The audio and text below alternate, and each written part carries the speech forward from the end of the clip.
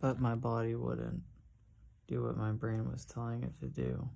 Worse, it was making me out to be some sort of clumsy, ill-coordinated clown. The coach tried without success to correct the way I was doing the exercise. There was no tryout to be either the quarterback or the kicker. The coach predetermined the players who got the positions. Each of the starting players had previous playing experience the year before in grade school. I couldn't run, catch, throw, block, or tackle. The physical reality was that my football career was over before it began. A couple of practices later was when the mocking, laughter, and the ridicule began from my teammates. I would be trying to perform the jumping jacks along with the rest of the team. Look at him. He looks like he's a bird trying to take off and fly. He's a birdman. He's a Neely bird. To me, what was cutting and what I remember the most was the cheerleaders' laughter. They held their practice at the same time as the football players did. Right beside them, school was no longer a safe haven for me. I was put in the honors English class that was reserved for the brightest of the freshman class. I felt it was both an honor and a special privilege to be in the class. During it, the teacher would have us read aloud excerpts from whatever literature book we were studying. It would come to my turn to read. I would begin to speak, and then I would just start stuttering. Some days it seemed like it took forever to get my reading over and done with. I don't remember any of my classmates laughing at me or holding me up to ridicule, even though it is from a distance of over 50 years. I feel a tremendous respect and gratitude towards each of them for not doing so. My present day. Even at 15, I had yet to begin to hate. After being beaten and broken, I would feel a raging torrent of uncontrollable emotion to strike out at someone. All through my life as a child and as a young adult in my father's household, I never committed one iota of physically hitting any of my 3 younger brothers. This restraint is what gave me an inner strength and a will to imagine within my fantasies hope for a future life free from the bondage and terror of being broken and losing my mind. It was like I was forbidden to hate in order to have such a restraint.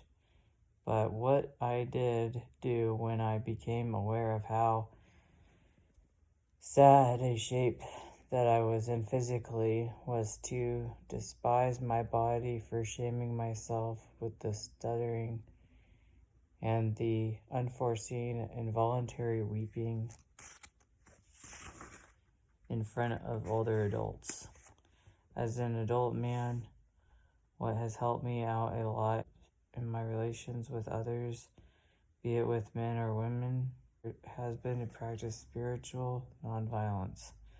I choose to aspire and strive towards noble, honorable ideals such as humility, fellowship, friendship, and brotherly love. These spiritual ideals are sometimes difficult for me to practice because there is a vulnerability involved. I don't want other people, especially men, to always be getting the better of me. There is an intuition, an unknown within me, whose inner guidance I have chosen to follow and to try to implement in my daily actions and innermost thoughts. Of all habits, thoughts, and feelings that I want to avoid, an addiction to my own spiritual insanity is near the top of my list. Becoming one's own worst enemy is not the most pleasant of life's experiences. For too many years, beginning in my middle 20s, I actually believed the insane thinking at times that the very best thing that I could do with my life on this planet was to kill it. That was then and this is now. I strive for a feeling of being through the aspiration of striving towards a noble ideal, of taking a risk to be a good person. My cornerstone is to, at the very least, not to do or be evil. I hope for a brighter light from within me to guide me towards a higher realm of thought, feeling, and being. I hope that what I experience inwardly in a good way will carry over into how I live my day. In my early adult life, my 20s, away from my father's household, I lived a life, but I couldn't allow myself to think about my past. It was a dead end. I didn't have any capability to deal with it in a constructive way. I have no one but myself to blame, but I was easy prey for both my alcoholism and gambling addiction back then. There was such a vast, huge emptiness of feeling and a deadened, withered spirit inside me. My own nihilism aided in the practice of my self-destruction and self-sabotage. It was the beginning of my becoming the enemy of my living soul. I was always afraid in my early 20s of the evolution of my own sin within me.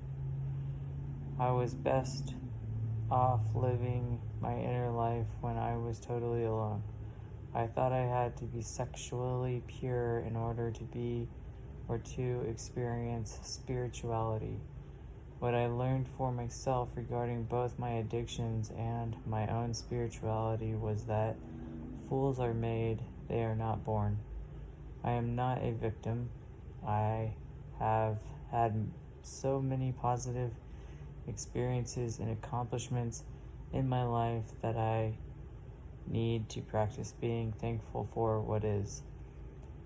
At the very least, I can practice an honorable moral code of conduct in being with and around my fellow man and woman.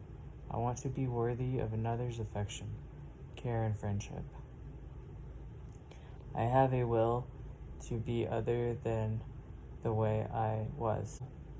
I have a living soul that I am aware of. I am accountable to its being one of a higher good, of a brightening light from within. I am thankful I can feel for others. There is a place within where the invisible can become seen. I seek an entryway in my imagination towards experiencing inner light and being. I don't want intoxicants such as alcohol, street drugs, or rage to alter my feelings and being by becoming dominant life forces inside me. Instead, I want to challenge myself to live because I don't want to feel like I am dead. I want to combat and reject the nothingness of my inner existence, if it is there. I want to try to be alive even if only for a few moments of being in a way of light and spirit. I don't want to be dependent upon alcohol or drugs to experience a fulfillment of being within. I desire to know the inner truths of my beliefs and thoughts, and trying to uncover and discover a sacred reality of my innermost being. I seek a portal within, unlocking a hidden reality towards a pathway to light and being. I am thankful for myself that my father is dead because I am compelled to hate less. My own spiritual insanity was a feeling of a living soul within me being sick and miserable. Making a conscious decision along with choosing not to hate and not to self-destruct is a positive, affirmative action in a way of a higher good towards me and others. I can choose to try and be spiritually sane instead of being spiritually insane. An adventure of spirit can be experienced by striving towards an accomplishment within. Spiritual sanity can be an inner achievement, a means to express inner being in a positive, constructive way.